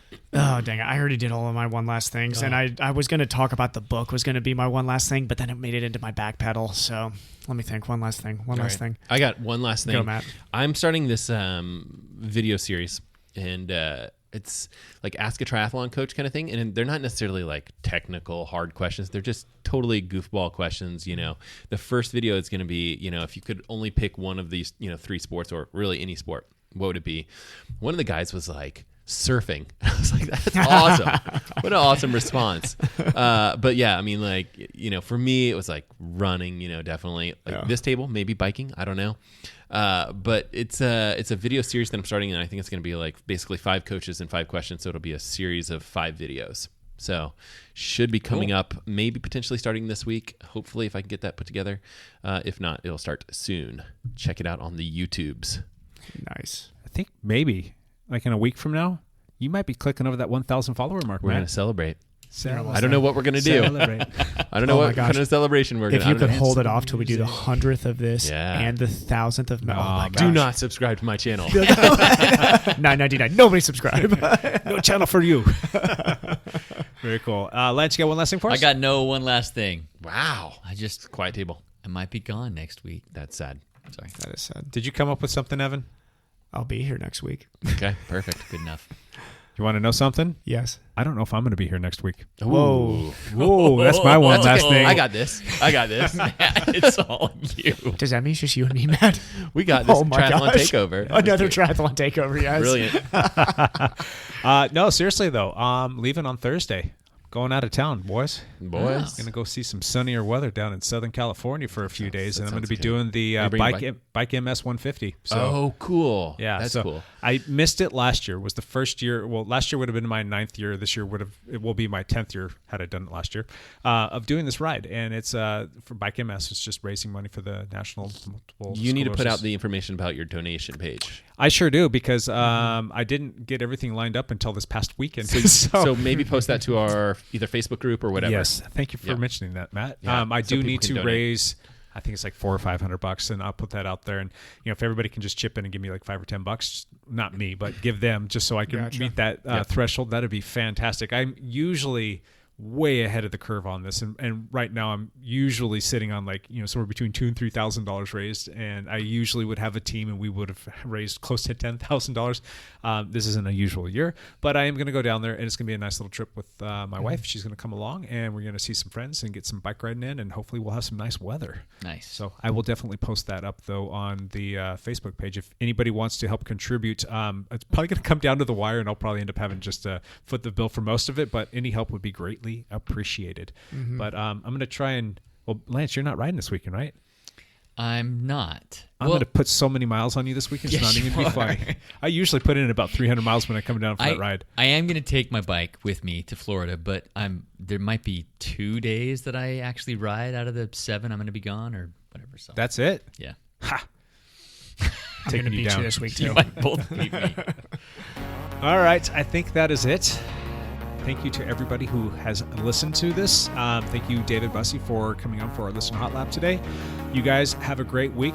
We will have something come out next week. I promise. It's just going to be a little bit atypical. So thanks, guys. We'll see you next week. Bye for now.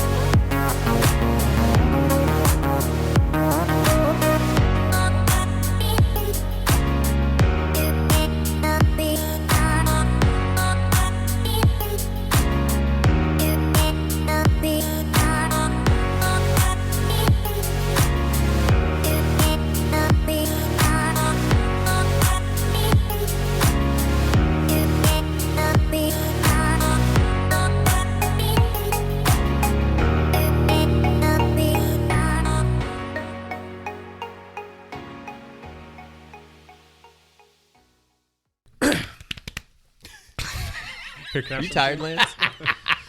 I'm feeling a little punchy. I got to stop saying stupid stuff. I really do. We need to live stream this thing again. What are they doing? Yeah.